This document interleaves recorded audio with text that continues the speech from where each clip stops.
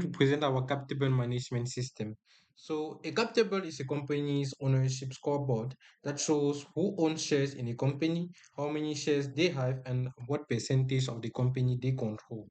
So our system was put in place to resolve a simple problem that the companies used to use spreadsheet to handle their cap table management system that led to errors and security and also conflicts handling um, in handling data. So our architecture is basically built like this. The entry point, we have the client that can be an admin or a shareholder that interacts passing through all this layer with the database, the Postgres database, and we have also the auditing table here. And we have the API flow diagram that simply says or shows all the actors of our system, and those interactions are secure using JWT using web token. So we have our entity relationship diagram here that shows all the different parties or tables of our system. So the code walkthrough. Now we have the main.py file that is the entry point of our system or of our code. And the UV server also we have a middleware that is being put in place. The UV server is basically the server that we use to run our system. The middleware interacts or intercept requests and handle them accordingly. So we have the config file as well, the database.py file. And without further ado, let us present you with a quick demo of how all this works and how it is put in place. So our server has already started using UVCon. And next up, let us go to the table management system that has started on 8,000 ports. So we have everything set up here, the user login API that, and I have to mention that I've already logged in.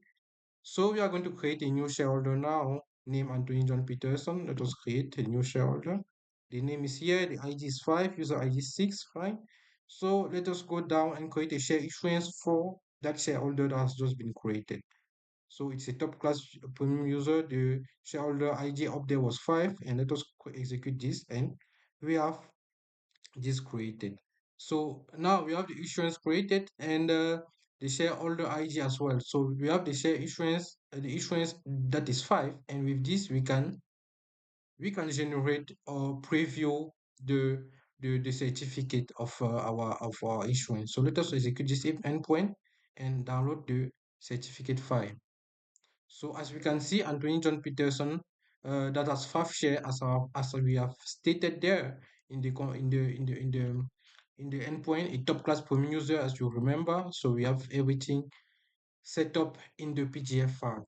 So for the feature improvement, what we can say about this is that we can put in place more integration tests, and we can also put in place a front end to consume our APIs. But more importantly, we have to make sure we use internationalization for to handle languages and Sendwave for request processing if you need to go into production.